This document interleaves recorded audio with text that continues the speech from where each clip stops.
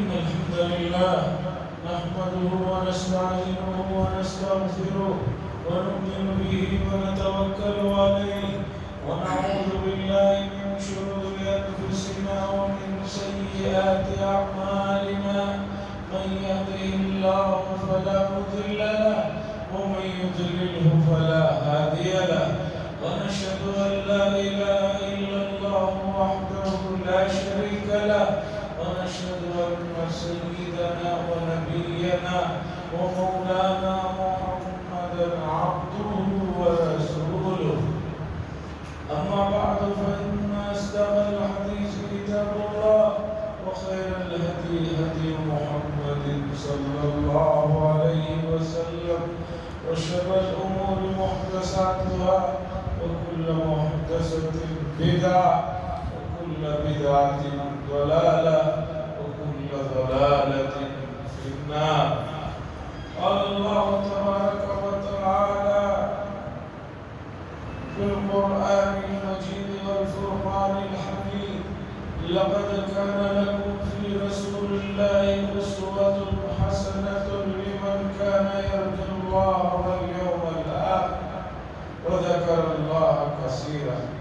وقال صلى الله عليه وسلم: لا يؤمن أحدكم حتى يكون هواه تبعا لما جئت به، أو كما قال صلى الله عليه وسلم. عزیزان محترم، محرم الحرام کا مہینہ 23 رخصت ہو رہا ہے. ابھی پچھلی جمعہ ہم میں سے بہت سارے حضرات روزے سے تھے. عاشورے کا روزہ رکھنے کی نیت سے ایک دن پہلے سے روزے سے تھے. اب یہ دیکھتے ہی دیکھتے یہ جمعہ آ گیا. تاریخ بہت ضروری چیز ہے. آدمی کو اپنے اسلاف کی، اپنے گزرے ہوئے بڑوں کی ماضی کی تاریخ کو یاد رکھنا بہت ضروری ہے. اس میں بہت سے فوائد. سب سے بڑا فائدہ یہ ہے کہ آدمی کو پتہ چلتا ہے کہ وہ کس مقام پر. ہم اگر اپنی اسلاف کی تاریخ کا مطالعہ کریں گے یا کوئی بھی قوم اپنے بڑوں کی تاریخ کا مطالعہ کرے گی تو اسے پتہ چلے گا کہ وہ کس پوزیشن میں ہے.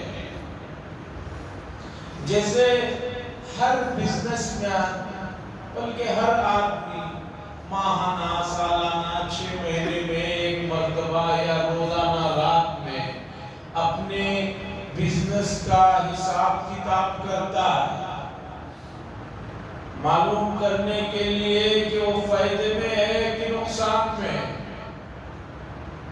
سب پتہ چل جاتا ہے کہ آج کتنا فائدہ ہوا ہے، کتنا نقصان ہوا.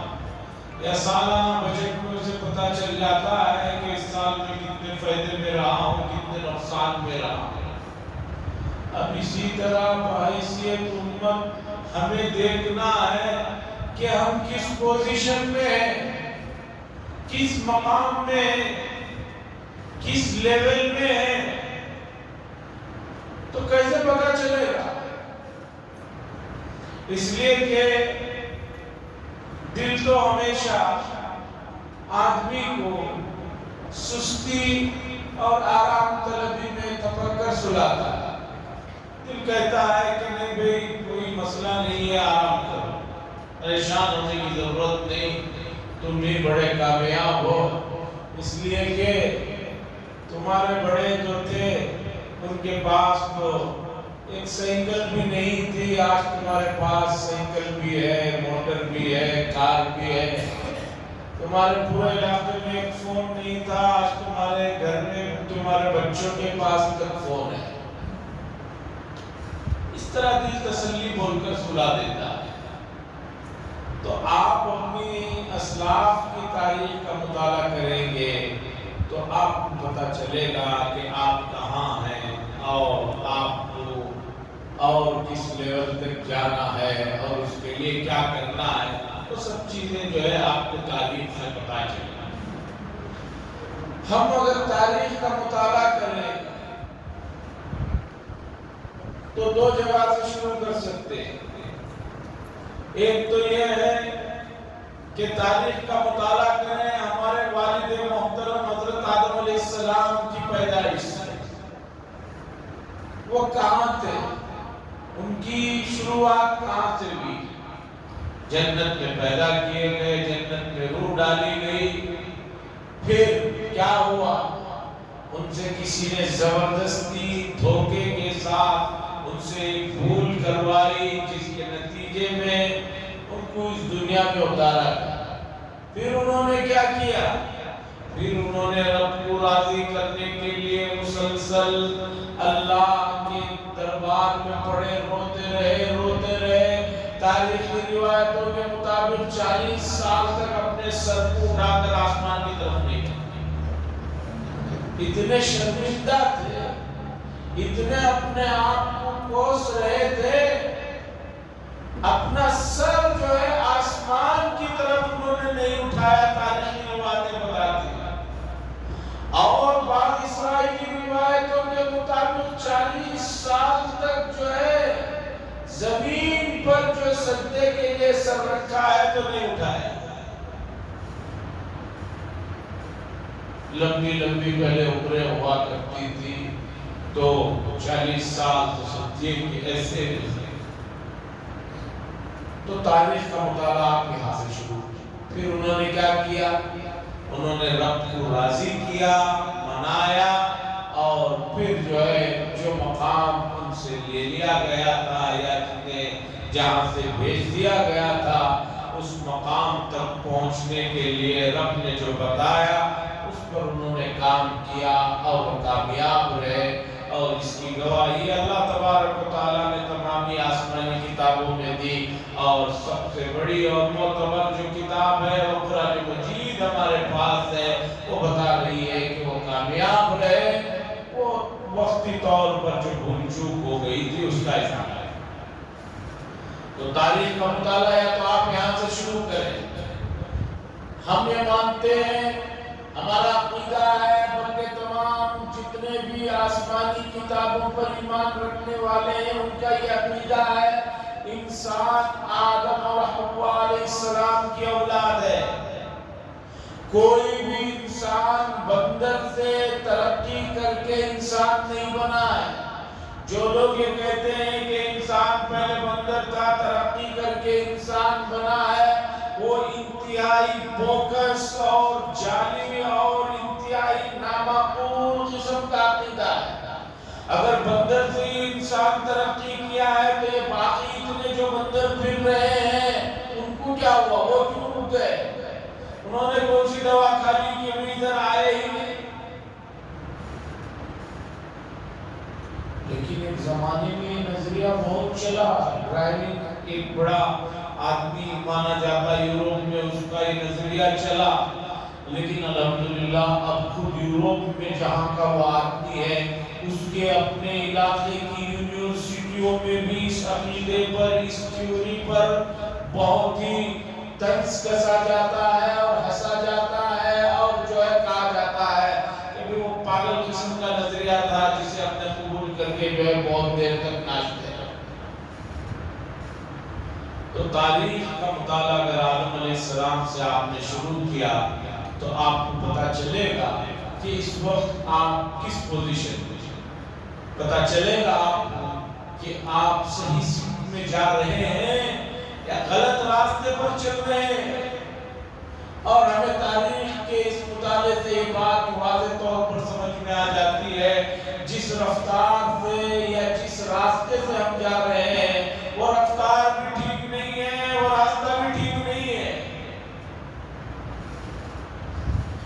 حدیث نے ہمیں بتایا مومن کے دونوں دن اگر برابر ہوں تو دوسرا دن جو ہے اس کا گھاٹے کا ہے.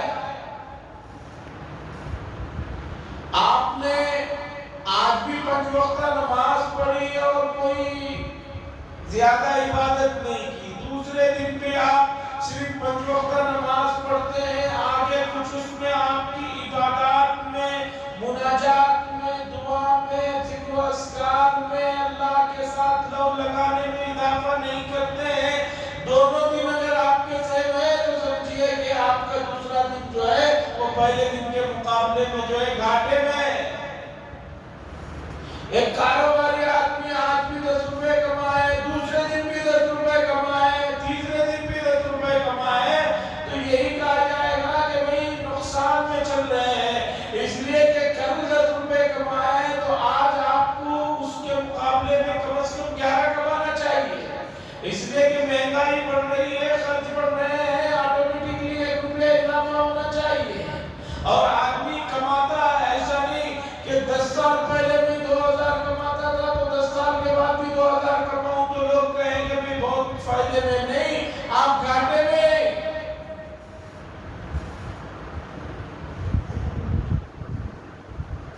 تاریخ کا مطالعہ کرنے سے پتہ چلتا ہے آدم اور حوا کی یہ جو اولاد ہے اس میں ایک فرما بردار اولاد ہے جن کو ہم اللہ کا کلمہ پڑھنے والے کہتے ہیں. وہ بھی صحیح سمت میں, صحیح رفتار میں نہیں جا رہے. آدم علیہ السلام کا اصل مقام جنت ہے اور ہم سب جنت سے آئے ہیں, تو بتائیے کہ صحیح مقام تک ہمیں پہنچنا ہے یا نہیں. آپ یہاں سے دلی جائے, بمبئی جائے, کہیں بھی جائے, آپ کا دل و دماغ ہر وقت آپ کے اصل وطن آپ کے گھر میں لگا ہوا رہتا ہے. کتنی بھی بڑی ہوٹل میں کتنے بھی عالیشان کھانے آپ کو کھلائے جا رہے ہوں, لیکن آپ کا دل چاہتا ہے کہ یہ کام جس کے لیے میں آیا ہوں جلدی کروں, واپس میرے اپنے آبائی گھر, آبائی وطن, آبائی رشتہ داروں کے پاس پہنچوں. یہ فطری بات ہے. جس کے پاس صحیح فطرت ہے اس کا یہی تقاضا ہے. بلکہ اللہ نے جو پرندے چرندے ان میں بھی اتنی فطری طور پر طاقت اور صلاحیت رکھی ہے کہ وہ اپنے گھونسلے سے نکلنے کے بعد کتنی بھی دور کہیں چلے جائیں پھر واپس اپنے گھونسلے میں پہنچ جائیں.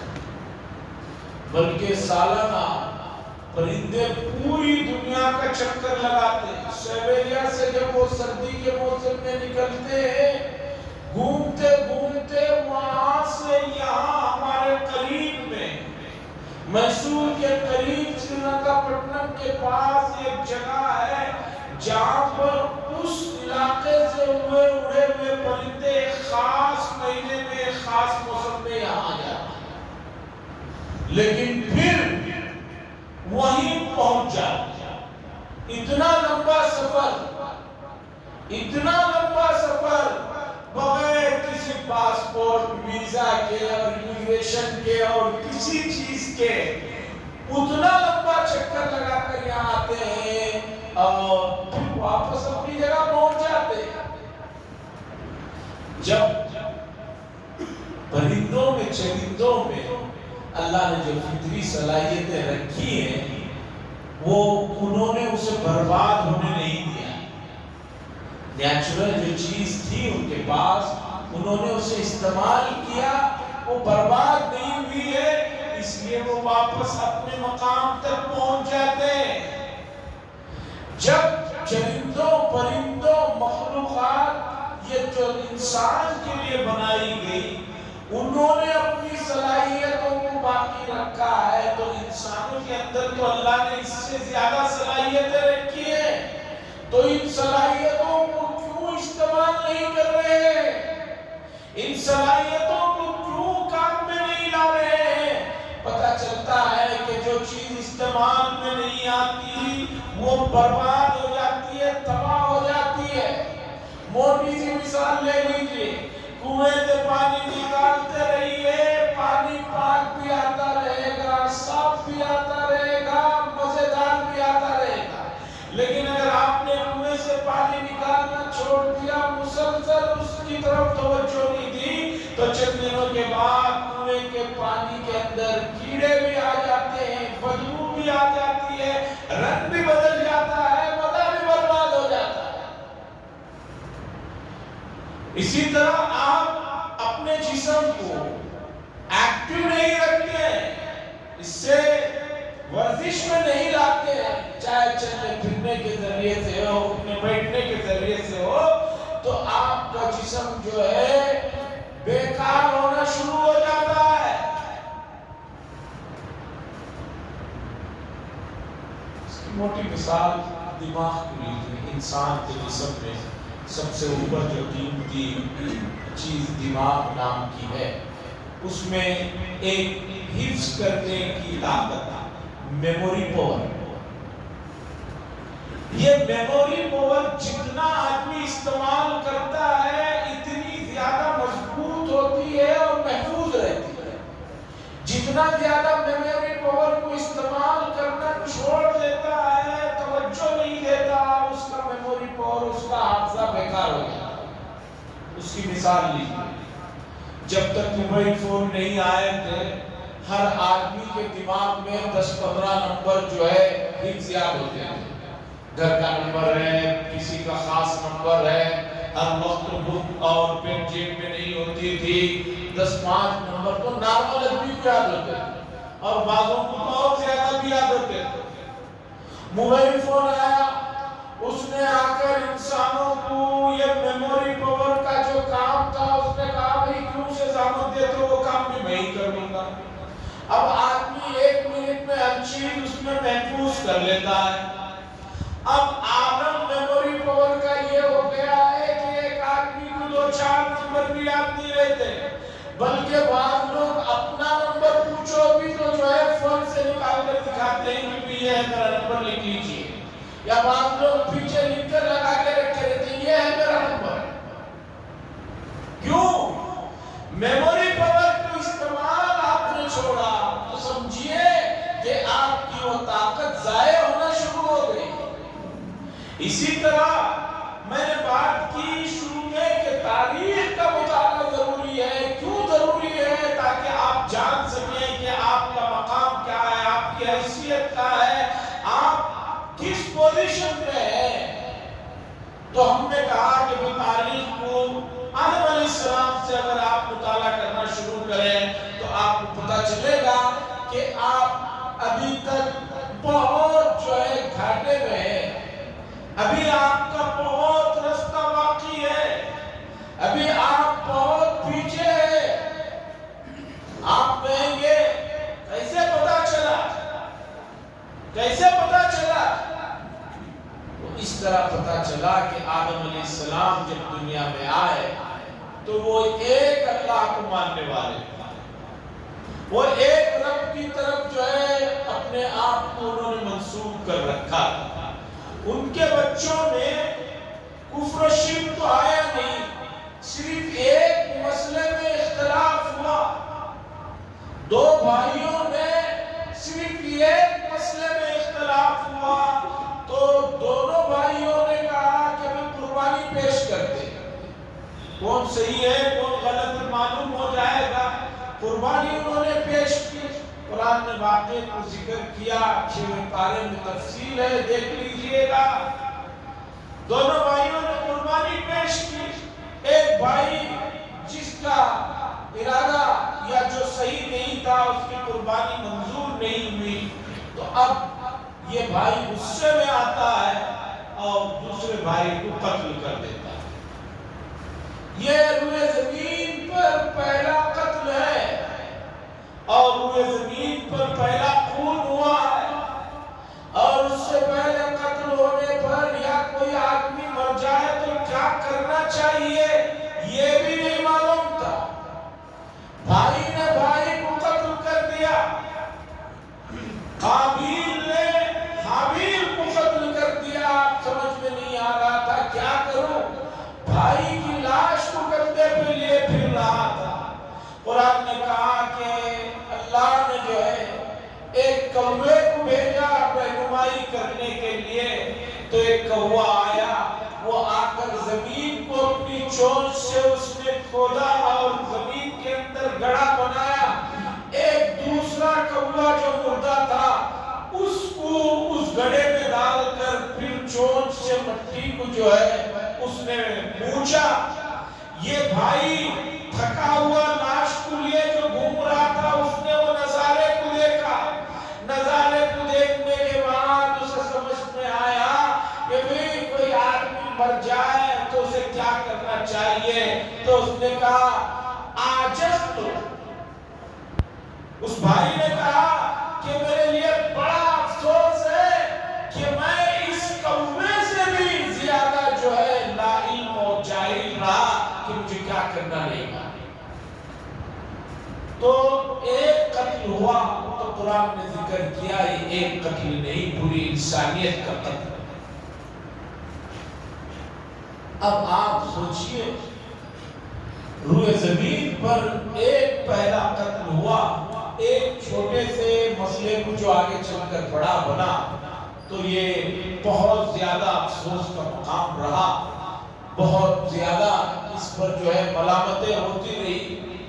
اور آج تاریخ کو اس تاریخ کو رکھ کر آج کی تاریخ کا آپ مطالعہ کیجئے کہ آج کی تاریخ ہمیں بتا رہی ہے کہ انسانیت کا خون کتنا سستا اور ارزاں ہو گیا ہے. ایک آدمی کا کوئی گناہ نہیں ہے, صرف اتنا گناہ ہے کہ وہ ایک اللہ کو مانتا ہے یا ایک اللہ کو جو ہے پکارتا ہے. صرف اس کی بنیاد پر جو ہے ایک چوکیدار, ایک حفاظت پر مامور آدمی جو ہے ٹرین کے اندر 3 آدمیوں کو بے رحمی کے ساتھ قتل کر دیا جاتا ہے. صرف ان کا گناہ یہ ہے کہ وہ مسلمان ہے, صرف کلمہ پڑھنے والے ہیں. تاریخ انسانیت کی بتا رہی ہے کہ آدم علیہ السلام سے اگر ہم تاریخ کا مطالعہ کریں تو آج ہمیں تاریخ بتا رہی ہے کہ تاریخ کے بدترین دور میں ہم گزر رہے ہیں. تاریخ کے انتہائی نچلی سطح پر ہم پہنچ چکے ہیں. آج انسانیت کا خون اور انسانوں کی کوئی اہمیت نہیں رہ گئی. لوگ جانوروں پر, کتوں پر, ابھی قریب میں ایک آدمی نے چوہے کو مار دیا تو اس پر جو ہے مقدمہ اور اس پر جو ہے کیسز ہو رہے ہیں. لیکن عالم یہ ہے کہ انسان اشرف المخلوقات کا خون اس طرح بے رحمی سے بہایا جا رہا ہے اور اس پر کوئی رد عمل نہیں ہو رہا ہے. عزیزان گرامی, تاریخ کا مطالعہ اس لیے ضروری ہے کہ پتہ چلے کہ انسانیت کتنی گر چکی ہے. تو آپ کو مطالعہ کرنے پر پتہ چلے گا کہ دنیا ظاہری طور پر سائنس نے بڑی ترقی کر لی ہو. یہاں بیٹھے بیٹھے 10,000 کلومیٹر آدمی سے آپ ڈائریکٹ سورج دیکھ کر بات کر رہے ہو. یہ ترقی کتنی بھی ہو جائے لیکن ایسی ترقی کا کیا فائدہ جہاں پر انسان کے خون کی اور انسان کے جان کی کوئی اہمیت ہی نہ رہ جائے, کوئی مقام اور ویلیو ہی نہ رہ جائے. ابلیس اور اس کے چیلوں نے جو اللہ کے پاس ابلیس نے قسم کھا کر آیا تھا کہ میں جن کی وجہ سے اس درگاہ سے راندہ ہوا ہوں, جن کی وجہ سے مجھے جنت سے نکالا گیا ہے, اے اللہ میں دنیا میں جا کر ان کی اولاد کو بھڑکاؤں گا, بہکاؤں گا, انہیں قتل ان سے کرواؤں گا اور انہیں شرک کے اندر میں ڈالوں گا. اور اس نے جو قسم کھائی اس قسم کا جو ہے آ کر اس نے دنیا میں اپنے چیلوں کو لے کر کام کر رہا ہے. اور دنیا ترقی کے نام پر پتہ نہیں آسمانوں تک پہنچ رہی ہے, چاند پر پہنچ جا رہی ہے. اخباروں میں آ رہا ہے کہ ہم نے جو ہے چاند پر قدم رکھ دیا ہے, کوئی کہہ رہا اس سے بھی آگے سیاروں پر ہم پہنچ رہے ہیں. ایسا پہنچنے کا کیا فائدہ ہے کہ دھرتی پر جو انسان زندہ ہے ان کا تو کوئی احترام نہیں رہ گیا ہے. آسمان پر پہنچ جائے, آپ چاند پر پہنچ جائے, سورج پر پہنچ جائے, جہاں کوئی انسانیت نہیں ہے, جہاں کوئی جاندار چیز نہیں ہے, وہاں آپ جاتے ہیں تو اس سے کیا فائدہ ہونے والا ہے وہ آپ بہتر جانتے ہیں. لیکن روئے زمین پر اس سیارے پر یہ جو انسان بس رہے ہیں ان کے لیے یہ تمام چیزوں کو بنایا گیا ہے. اگر وہی محفوظ نہ ہو, وہی جو ہے سکون میں نہ ہو تو سمجھیے کہ یہ ترقی نہیں ہے, یہ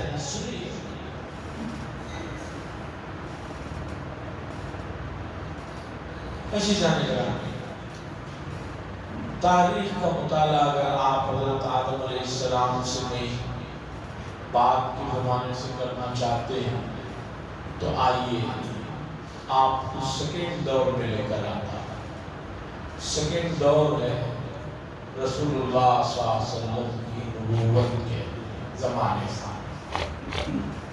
چونکہ ہم حضرت محمد رسول اللہ صلی اللہ علیہ وسلم اپنے رسول مانتے ہیں. ہم بھی کیا سبھی مانتے ہیں, کچھ کہتے ہیں زبان سے, کچھ کہتے ہیں. اگر آپ یہاں سے تاریخ کا مطالعہ کرنا چاہتے ہیں تو بھی اگر آپ مطالعہ کریں گے تو پتہ چلے گا کہ آپ بہت پیچھے ہیں, ہم بہت پیچھے ہیں, بہت غلط راستے پر ہیں. وہ کیسے؟ رسول اللہ صلی اللہ علیہ وسلم کی نبوت سے شروع کرتے ہیں. جب آپ کی عمر مبارک 40 سال کی ہوئی وہاں سے شروع. رسول اللہ صلی اللہ علیہ وسلم مکہ المکرمہ میں رہتے ہیں. 40 سال کی عمر میں نبوت ملتی ہے. قرآن نے کہا کہ پہلی وحی نازل ہوتی ہے جو تعلیم پڑھنے پڑھانے کے سلسلے کی آیتیں. اس زمانے میں, اس دور میں مکہ المکرمہ, حجاز اور جو آبادی روم, اسی طرح فارس, مصر اور ہند, چین, یہ جتنے بھی اس وقت ملکوں میں آبادی تھی, جتنی بھی آبادی تھی, اب 8 ارب ہے, 9 ارب ہے, تب بھی آبادی تھی, جتنی تھی سو تھی. تاریخ بتاتی ہے کہ وہ دور انتہائی تاریخ دور تھا, انتہائی پسماندہ دور تھا.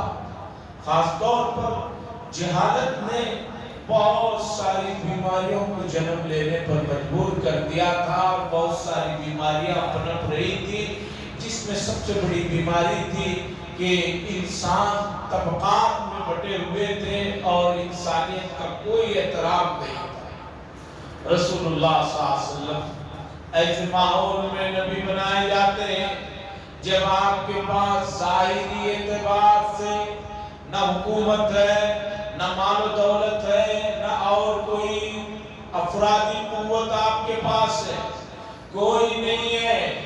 ایک خاتون پہلے ایمان لاتے, ایک آپ سے 2 سال چھوٹے آپ کے دوست ایمان لاتے, اور ایک بچہ حضرت علی بن ابی طالب رضی اللہ تعالیٰ عنہ ایمان لاتے, ایک غلام آپ کے ہاتھ پر ایمان لاتے. لیکن یہ قافلہ جو ہے 13 سال تک مکہ المکرمہ میں محنت کرتا ہے. اتنا کرنے کے باوجود مجبور کر دیا جاتا ہے کہ آپ مکے کو چھوڑ دیا جائے, مکے سے نکال دیا جائے, اور آپ اللہ کے حکم سے مکہ المکرمہ چھوڑ کر مدینہ منورہ پہنچتے ہیں. وہاں پر 10 سال آپ محنت کرتے ہیں. اس محنت کا نتیجہ ہوتا ہے کہ 10 سال بھی نہیں گزرتے, جس شہر سے آپ کو نکالا گیا تھا, جس خانہ کعبہ میں آپ کو اندر 2 رکعت ادا کرنے سے روکا گیا تھا, اس خانہ کعبہ کی چابیاں اور وہ پورا شہر آپ کے قدموں میں, آپ کی نگرانی میں, آپ کے ہاتھوں میں آ جاتا ہے.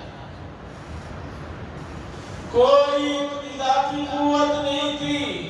مدینہ منورہ پہنچے ہیں, پہلی جو مسجد بنائی گئی, اس مسجد کو بناتے ہوئے رسول اللہ صلی اللہ علیہ وسلم نے خود اپنے کاندھوں پر جو ہے اینٹ اور پتھر کو جو ہے رکھ کر اٹھا کر لے جا کر دیواروں میں لگائے ہیں. آپ جب گئے ہیں تو آپ کے پاس کوئی کسی قسم کی جو ہے مال و دولت کا عالم نہیں تھا. جو لوگ مکے سے مدینہ پہنچے ہیں, رسول اللہ صلی اللہ علیہ وسلم نے مدینے میں صحابہ کو جو ہے ان کا ایک کو دوسرے کے ساتھ بھائی بنا دیا تھا, جس کی وجہ سے ان کے کھانے پینے سے ان کا کھانا پینا چل رہا تھا. ایسا نہیں تھا کہ آج کی طرح ایک آدمی اس دنیا کے کونے سے اس دنیا کے کونے میں پہنچے, صرف اس کے پاس اپنا فون ہو اور کوئی قسم کا کارڈ ہو تو پوری دنیا میں عیش و آرام کر سکتا ہے, مال و دولت کو لے کر گھوم سکتا ہے. ایسا کوئی ماحول نہیں تھا. ایسے ماحول میں جہاں پر کوئی آسرا نہیں ہے, 7-8 سال کے اندر وہ نقشہ پلٹ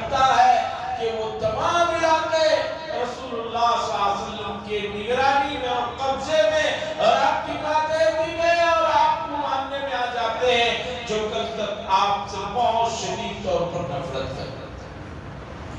अगर आप तारीख का मुताला यहाँ से करना चाहते हैं तो मुझे बताइए कि आप इस वक्त हम लोग कहाँ खड़े, हम कहाँ हैं? हमारे पास ज़ाहिरी एतबार से कुव्वत भी है, ताकत भी है, पैसा भी है, अफराद तो मत पूछिए, तादाद तो 1 अरब से ज़ायद है। 58 या तकरीबन 60 मुस्लिम मुल्क है, मुसलमानों के मुल्क है। अब मुझे बताइए, इतना सब कुछ होने के बावजूद आप अगर आज अपनी हालत का मुताला करेंगे तो पता चलेगा कि आप जो है इंतहाई डर और खौफ के माहौल में जिंदगी कर रहे हैं और ये माहौल दिन ब दिन बढ़ता जा रहा है।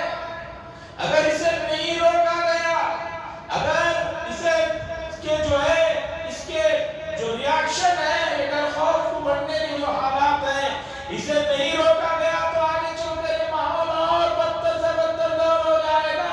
फिर हमें उन तातारियों के जमाने के वाकयात सुनाने पड़ेंगे। आप कहेंगे कि भाई कैसे ये माहौल बदला जा सकता है, तो आपको परेशान होने की जरूरत नहीं है। आपके पास अल्लाह का एक अबदी पैगाम है कुरान की शक्ल में। उस पैगाम की तरफ आप आ जाइए, उसकी तरफ आप आएंगे तो आपको आपके तमाम मसाइल का हल नजर आएगा। लेकिन है अफसोस उम्मत की, है अफसोस और हसरत उम्मत पर कि उम्मत हर चीज के लिए तैयार है, अल्लाह के अबदी और आखिरी पैगाम में अपने मसाइल का हल तलाश करने के लिए तैयार है। अज़ीज़ान गिरामी, अल्लाह तबारक व तआला की जो सिफात है, आप उसमें एक सिफत को जानते हैं, अल्लाहुस्समद, अल्लाह बड़े बेनियाज है। आपने क्या सोचा कि आप कलमा नहीं पढ़ेंगे, आप उसकी फरमाबरदारी नहीं करेंगे, उसकी किबरियाई में, उसकी शहीद में, उसकी अजमत में, पढ़ाई में कोई कमी आ जाएगी? नहीं, कुछ कमी नहीं आएगी। हदीस कुदसी में बताया, लौ अन्ना इंसान वजिदत मिन अव्वलिकुम इला आखिरिकुम, अल्लाह फरमाते हैं, हदीस कुदसी है, जब से जमीन बनी है उसमें जब से इंसान और जिन्नात बने और कयामत तक भी जितने इंसान और जिन्नात दोनों मखलूक पैदा होगी, ये पूरे के पूरे जो है मिलकर जो है नाफरमान बन जाए, मुनकिर खुदा बन जाए। कसम की शई, अल्लाह के मुल्क में, अल्लाह की किबरियाई में कोई कमी नहीं। अल्लाहुस्समद, अल्लाह बड़े बेनियाज हैं। आप अपने मातहत काम करने वाला, आपसे किसी भी तरह किसी भी हैसियत से छोटे आदमी की तरफ जब उससे कोई गलती हो जाए, जब तक वो मुतवज्जो ना हो, आप तवज्जो देने के लिए तैयार नहीं। कहते हैं कि भाई आए तो आए, नहीं तो ना आए, मुझे क्या उसकी परवाह है। जरा सोचिए, आपके अंदर इतनी इस्तेमालाई है, इतना एटीट्यूड भरा हुआ है, तो अल्लाह तबारक व तआला की जो जात है वो बहुत बेनियाज है। हमें उसने कहा कि कामयाबी का जीना अंबिया की सीरत है। सीरत यानी अंबिया के दौर को याद और अंबिया की तारीख को देखो और उसके बाद अंबिया ने जो पैगाम लाया है उसे देखो, उसी में कामयाबी है। तो तारीख का मुताला हम करने पर इस नतीजे पर पहुंचे हैं, अब बहुत पीछे हैं और पीछे हैं। ये तो है ही अफसोस का मकाम। जिस रास्ते से जा रहे हैं वो रास्ता भी गलत है, उस रास्ते से जाएंगे कभी भी मंजिल मकसूद तक नहीं पहुंचेंगे। कैसे पहुंचना है, इस مسئلے کو ہم قرآن و حدیث سے سمجھیں گے۔ آئیے ذرا جمعہ کا دن اپنے وقت کو نکالیے، اللہ کے گھروں کو آباد کیجیے، اس کے ذکر و اذکار کے لیے ذرا چلے آئیے، اسی بہانے آپ کو جو ہے اللہ کا ایک پیغام بھی مل جائے گا۔ وآخر دعوانا الحمدللہ رب العالمین۔